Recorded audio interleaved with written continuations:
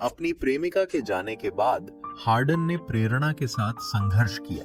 काम पर ध्यान केंद्रित करना मुश्किल हो गया। एक महत्वपूर्ण मोड़ तब आया जब उनकी मां ने नैटली के बारे में खुलासा किया। यह जानकारी हार्डन के लिए उत्प्रेरक साबित हुई, जिससे वह लिस्बन में नया जीवन शुरू करने के उद्देश्य से वहां गए। लिस्बन में नैटली ने हार्डन के प्रति अपनी भावनाएं व्यक्त की। दृश्य उनके प्रथम मुठभेड़ को पलट गया और हार्डन उनके दोस्तों जेम्स और लैंडन के साथ था।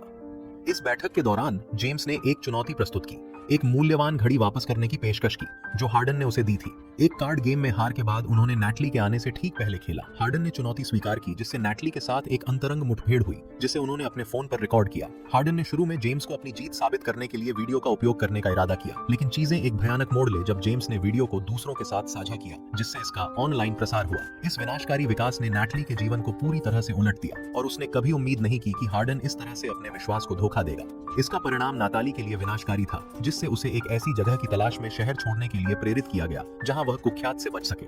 इसके अलावा उसकी छात्रवृत्ति को रद्द कर दिया गया, जिससे उसे कॉलेज में जाने के साधन बिना छोड़ दिया गया। उस समय हार्डन ने कुछ पछतावा महसूस किया हो सकता है, लेकिन वह अपने कार्यों की गंभीरता को पूरी तरह से नहीं समझा। टेसा के जाने के बाद ही उसने अपनी गलती की गंभीरता और नताली से क्षमा मांगने के महत्व को पहचान लिया। अपने कार्यों के परिणामों का सामना करने के लिए तैयार था, पूरी तरह से अवगत था कि वह अपने द्वारा किए गए कार्यों के लिए नताली की आलोचना और प्रतिक्रिया के हकदार थे। एक गर्मजोशी इशारे में उसने अपने दोस्तों मेडलिन और फ्रिया के साथ समय बिताने के लिए हार्डन को आमंत्रित किया, यहाँ तक कि उन्हें खुलासा किया कि वह उसका पहला क्रश था। हार्डन इस खुलासे से गहराई से प्रभावित और अभिभूत था, सवाल करते हुए कि उसने इस तरह के एक असाधारण व्यक्ति का स्नेह कैसे अर्जित किया था। हालांकि नताली के सर्कल में सभी ने उनका गर्मजोशी से स्वागत नहीं किया। उसके दोस्तों में से एक सेबेस्टियन ने हार्डन के लिए एक मजबूत नापसंद रखा और उसे छिपाने का कोई प्रयास नहीं किया। नैटली द्वारा अपने पिछले अनुभव के बारे में विश्वास करने के बाद सेबेस्टियन को मान्यता दी गई कि हार्डन जो हुआ उसके लिए जिम्मेदार व्यक्ति है। समुद्र तट पर एक दिन के दौरान सेबेस्टियन अपना गुस्सा खो गया और हार्डन के साथ शारीरिक झगड़ा में लगा। झगड़े के कारण गंभीर चोटें आईं, जिसके कारण पुलिस ने उसे सार्वजनिक स्थान पर अशांति पैदा करने के आरोप में गिरफ्तार कर लिया।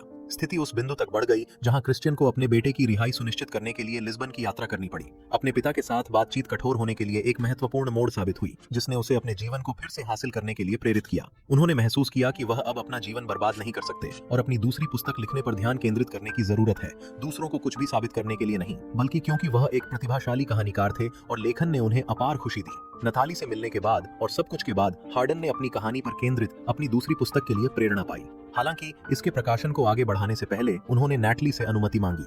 उसने पुस्तक पढ़ी और ईमानदारी से उसका आनंद लिया। उसे प्रकाशित करने के लिए कठोर आशीर्वाद दिया। नैटली ने पहले कठोर नौकायन किया था और उसे एक चट्टान पर स्थित एक घर दिखाया था, एक जगह जो वह एक दिन मालिक होने की इच्छा रखती थी, यह विश्वास करते हुए कि यह उसे निरंतर खुशी लाएगा। नताली को अपने इरादों का खुलासा किए बिना उसने वही घर हासिल किया और लिस्बन से जाने के बाद उसे चाबियां भेजने की व्यवस्था की।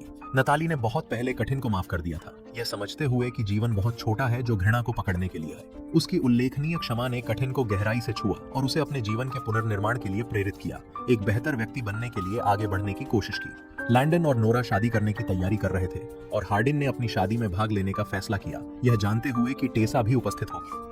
2 साल के बाद उनके पुनर्मिलन को चिन्हित करते हुए हार्डन अपनी भावनाओं को रोक नहीं सका और टेसा को स्वीकार किया कि वह अपनी सहमति के बिना दुनिया के साथ अपनी कहानी साझा करने के लिए कितना पछतावा था। टेसा मजबूत होने का नाटक करने से थक गई, अपनी आत्मा के साथ रहने की इच्छा रखी। लैंडन और नोरा के लिए दिल से भाषण देने के बाद उन्होंने एक कमरे में टेसा की तलाश की, जिससे उनके बीच एक सुंदर और रोमांटिक क्षण हुआ। हार्डन ने टेसा को प्रस्ताव दिया और उसने आसानी से स्वीकार कर लिया, क्योंकि वह किसी और के साथ भविष्य की कल्पना नहीं कर सकती। सब कुछ के बाद के निष्कर्ष में हमने देखा कि कई साल बाद हार्डन और टेसा ने अपने जीवन में एक सुंदर बेटी का स्वागत करते हुए शादी की है।